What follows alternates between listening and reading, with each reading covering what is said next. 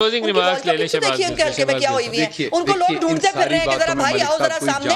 असद उमर के बारे में इस्लामाबाद में देखिए कल सर्वे हुआ है। वजह से भी अवाम को ये भूले होते, एक तरफ पिसरे गिलानी है, दूसरी तरफ नून लीग है। इन दोनों ने जो लूटमार की है, इन दोनों पार्टियों ने जिस तरीके से पाकिस्तान हमारी हुकूमत तो नहीं थी ना 2 साल पहले, तो ये स्विट्जरलैंड नहीं था।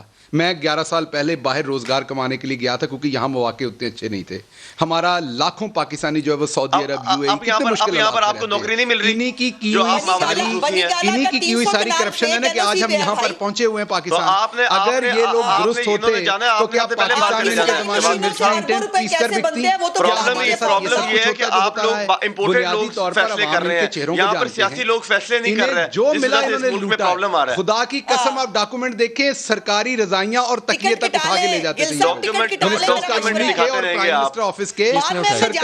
क्या नाम, इतनी गंदी बात है ये कि मैं आपको क्या बात लूं। ये पीपल्स पार्टी के नाम तो बताना चाहिए। अगर मैं आपको कहता मैं आपको अल्लाह की कसम बता दूंगा, ये भी खत्म होगा। रजाइयां और तकिए तक उठा के ले जाते थे ये। और अगर कोई गिफ्ट मिला जल्दगान के लिए वो चोरी की मद में ले जाते थे। दूसरी तरफ अब इमरान खान बैठा है जो अवाम के एक एक पैसे की हिफाजत करता है। गलती होगी अवाम के सामने मानेंगे, उसको दुरुस्त करेंगे।